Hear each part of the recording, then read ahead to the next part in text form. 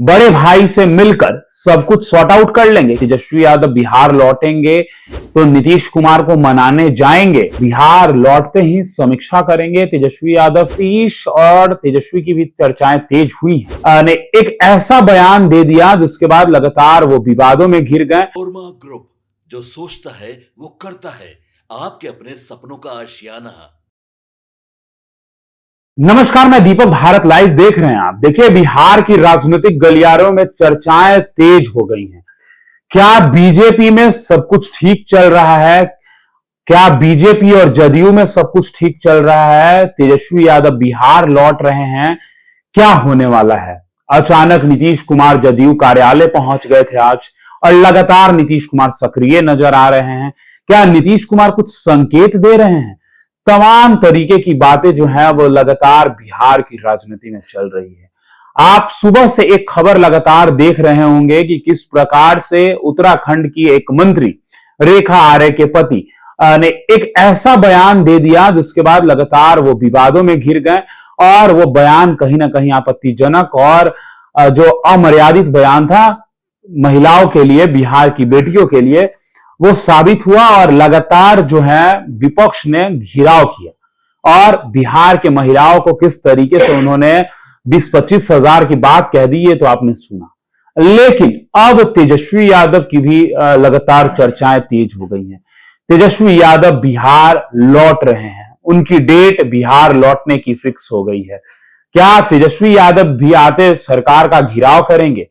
क्या तेजस्वी यादव भी बिहार आते अपने बड़े भाई से मिलकर सब कुछ सॉर्ट आउट कर लेंगे? क्योंकि लगातार खबरें चल रही हैं कि तेज प्रताप यादव भी परिवार में लौट सकते हैं।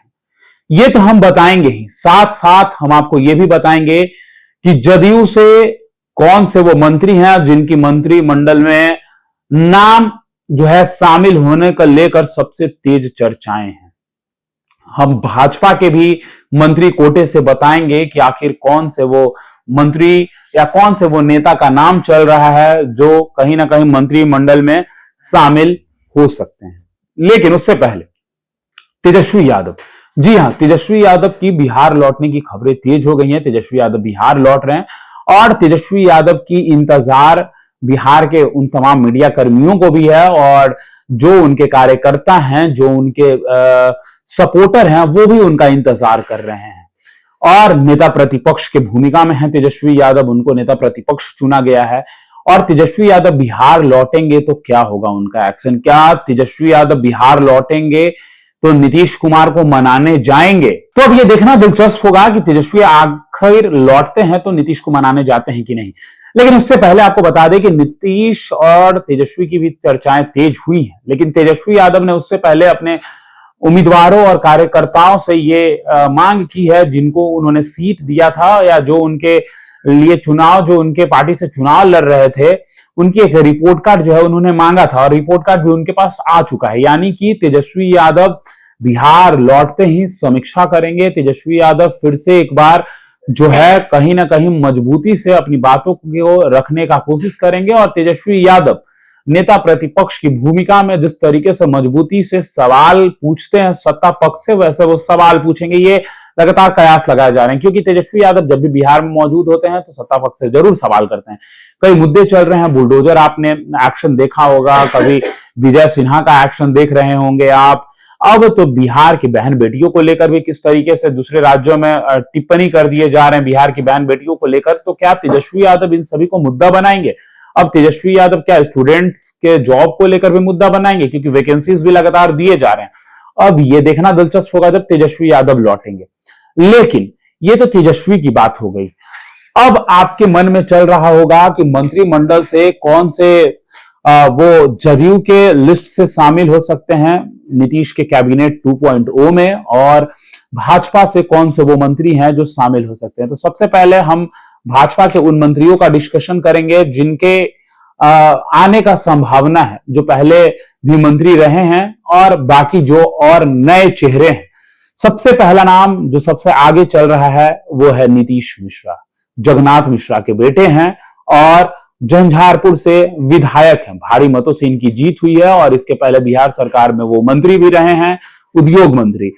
अब ये कयास लगाया जा रहा है कि नीतीश मिश्रा जो है वो इस बार भाजपा के कोटे से जो 4 मंत्री मंडल में लिस्ट में बचा हुआ है उससे ये जा सकते हैं।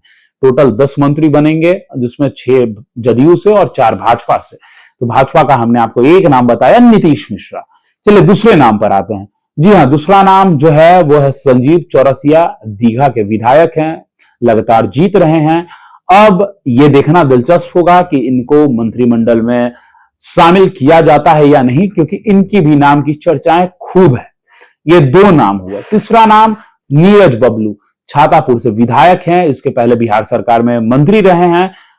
अब क्या नीरज बबलू पर फिर से एक बार भाजपा भरोसा दिखाएगी और नीरज बबलू की एंट्री क्या मंत्रिमंडल में होगा, यह देखना दिलचस्प होगा। यानी कि इन 3 नेताओं का नाम चल रहा है। आखिरी नेता कौन है जिनका नाम चल रहा है? जी, आखिरी नेता जो है वो संजय मयूख है। यानी कि अब इनको जो है नितिन नवीन के जगह एंट्री दी जा सकती है। नितिन नवीन राष्ट्रीय कार्यकारी अध्यक्ष बन गए हैं। उनके कार्यकारी अध्यक्ष बनने के बाद जो भाजपा के कोटे से 14 मंत्री थे उनमें से एक घटा दीजिए तो 13 हो गए हैं। यानी कि अब जो है नितिन नवीन को जो भेज दिया गया है दिल्ली, राष्ट्रीय कार्यकारी अध्यक्ष बन गए हैं, जिम्मेदारियां बढ़ गई हैं। उसके बाद अब जो है संजय मयूख जो सहप्रभारी भी हैं मीडिया के बीजेपी के, और उसके अलावा एमएलसी भी हैं, इनकी नाम की चर्चाएं तेज हो गई हैं। तो ये तमाम वो लिस्ट है जो कहीं ना कहीं भाजपा के कोटे से मंत्री बनाए जा सकते हैं। इनके नामों का कयास सबसे ज्यादा लगाया जा रहा है। अब जदयू की बात कर लें। देखिए, जदयू की अगर हम बात करें तो कहीं ना कहीं जदयू चाहेगी या भाजपा चाहेगी कि जाति, सामाजिक या राजनीतिक बैलेंस को बनाए रखने के लिए वो उस तरीके के मंत्रियों को, यानी कि उन तरीके के नेताओं को लाएं जिससे बैलेंस बना रहे बिहार की राजनीति में। तो चलिए, सबसे पहला नाम जो है जदयू की अगर हम बात करें तो उमेश सिंह कुशवाहा। नीतीश कुमार के अगल बगल हमेशा दिखेंगे आपको। ये नया चेहरा है, होंगे मंत्रिमंडल में, लेकिन जदयू में पुराने चेहरे हैं। 38,558 वोटों से इनकी जीत हुई थी। आरजेडी के उम्मीदवार को इन्होंने हराया था और ये कुशवाहा जाति से हैं।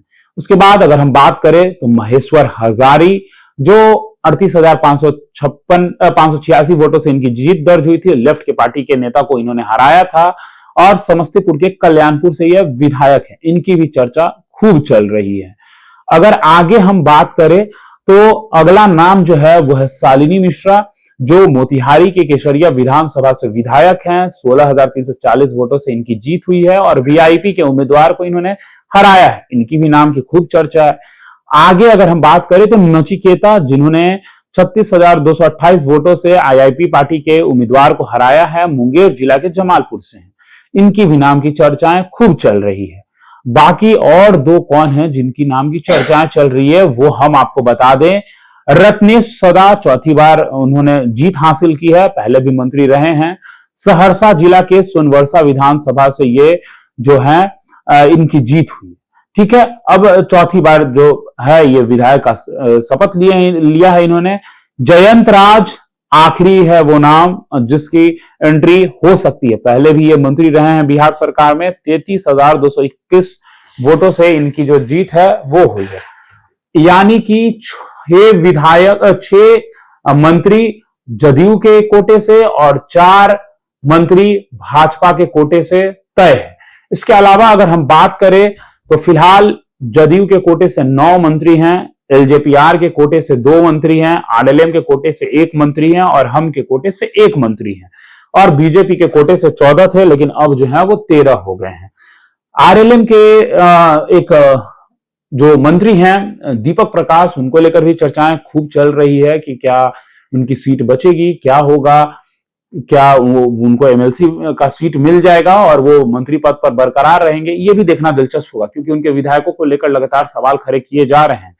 देखिए, तो हमने आपको वो 10 नामों के बारे में बताया है जिनकी राजनीति में एंट्री हो सकती है, चाहे वो जदयू से हो चाहे वो बीजेपी से हो। ये तमाम वो नाम हैं जो सबसे आगे चल रहे हैं इस लिस्ट में। अब देखना दिलचस्प होगा कि तेजस्वी यादव के बिहार लौटते ही बिहार में क्या कुछ बड़ा बदलाव देखने को मिलेगा। नीतीश को मनाएंगे या नीतीश के बिना तेजस्वी अपनी राजनीति करेंगे। फिलहाल इस खबर में इतना ही। बने रहिए भारत लाइव के साथ। धन्यवाद। आपके सपनों को हमने सजाया है, ई होम्स पैनोरामा को हमने बनाया है। ई होम्स मेरा एक सपना था जिस पे मैं पिछले 4 साल से काम कर रहा था। हमने जो बनाया है वो सबने है माना। ई होम्स पैनोरामा में हो आपका भी आशियाना। और फाइनली हमने 2021 में इस प्रोजेक्ट को लॉन्च किया। बहुत लोग अप्रिशिएट कर रहे हैं कि पूर्णिया जैसे शहर में, बिहार के, एक तो बिहार की बात करें उसमें भी पूर्णिया जैसे छोटे जगह में इस तरह का लाइफस्टाइल देना, ये सुन के हम लोगों को बहुत अच्छा लगता है। ई होम्स में हमने कुछ और भी किया है, जैसे हम जिस जगह में रह रहे हैं हमारे फैमिली सिक्योर हो, उनको सिक्योरिटी का ध्यान में रखा है।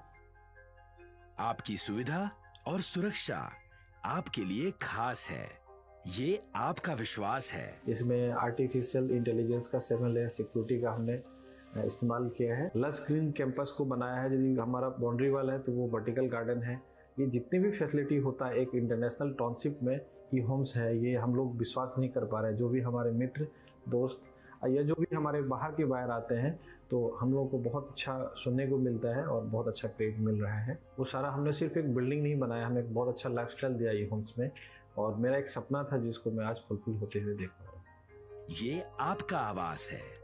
ई होम्स पैनोरामा में अब आपका निवास है। E homes panorama, luxurious lifestyle redefined. Panorama group, जो सोचता है वो करता है। अगर ये वीडियो पसंद आई और वह बिहार के राजनीति और बिहारियत से सरोकार रखेनी तो सब्सक्राइब बटन दबा के चैनल के सब्सक्राइब कर ली। ओजे एगो घंटी बा, ओकरा बटन दबा देला से कुल सटीक और मारक खबर रुआ मुफ्त में मिल जाई। अगर रुआ पत्रकारिता के हमनी के नया प्रयोग में सहयोग कर चाहतानी तो ज्वाइन बटन दबा दी। पेटीएम नंबर नोट कर ली 9386816700।